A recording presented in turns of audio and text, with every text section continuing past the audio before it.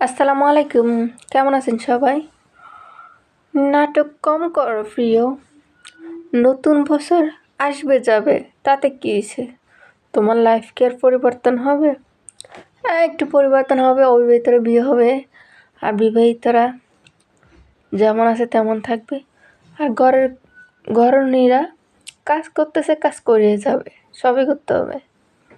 তা এত লাফালাফি কিছুই নাই। তো আমার নতুন বান্ধবীরা মনে হয় আমাকে দেখতে পারে না, কারণ তারা আমার ভিডিওতে লাইক দেয় না, কমেন্ট করে না। আমি তো ভীষণ মন খারাপ করছি। ওরা একটা ভিডিও কাইটা ছোট করি, তারপর তোমরা যদি না দেখো তাহলে বুঝি আমার মন খারাপ হয় না। আমার ভিডিও বেশি বেশি লাইক করবা, কমেন্ট করবা। আর দেখছো নিজের কাছ থেকে সিম ছিঁড়ে আনছি, আনার পরে আমাদের বাড়ির বড় মা বলে যে সবজি দেখলে আমার কাটতে মন চাইছে। তো বড় মাছ সিম কেটে দিয়েছে, এর ভিতরে মাছ ছিল। আমি মাছ ধুয়ে হলুদের গুঁড়া লবণ দিয়ে মেখে নিয়েছি, এখন ভাজার জন্য দিয়ে দেব। তবে নিজেদের গাছের তরকারি চিড়ে সেটা তো কুটে আবার রান্না করে মজাটাই আলাদা।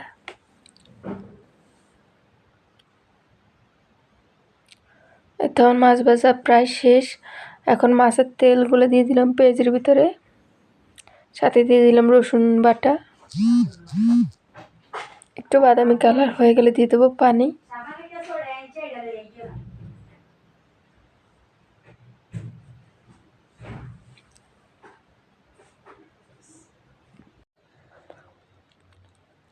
তো দিয়ে দিয়েছি হলুদের গুঁড়া, লবণ অ্যান্ড মরিচের গুঁড়া।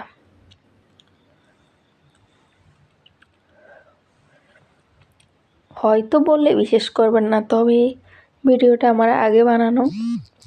তরকারিটা যে এত স্বাদ হয়েছে বলার বাহিরে। তো এখন আমি সবজি দিয়ে একটু কষাই নেব। দেখতেছি যে কতটুকু কী হলো, দেখতেছি পানি বাইরে গেছে, আর একটু কষান লাগবে।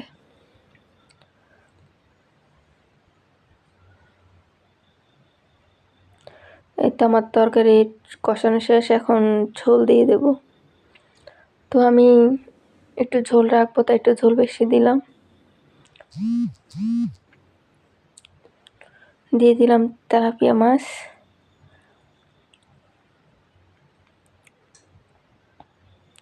আমার নতুন বান্ধবীরা সবাইকে নতুন বছরের শুভেচ্ছা, অ্যান্ড নিজের খেয়াল রাখবেন।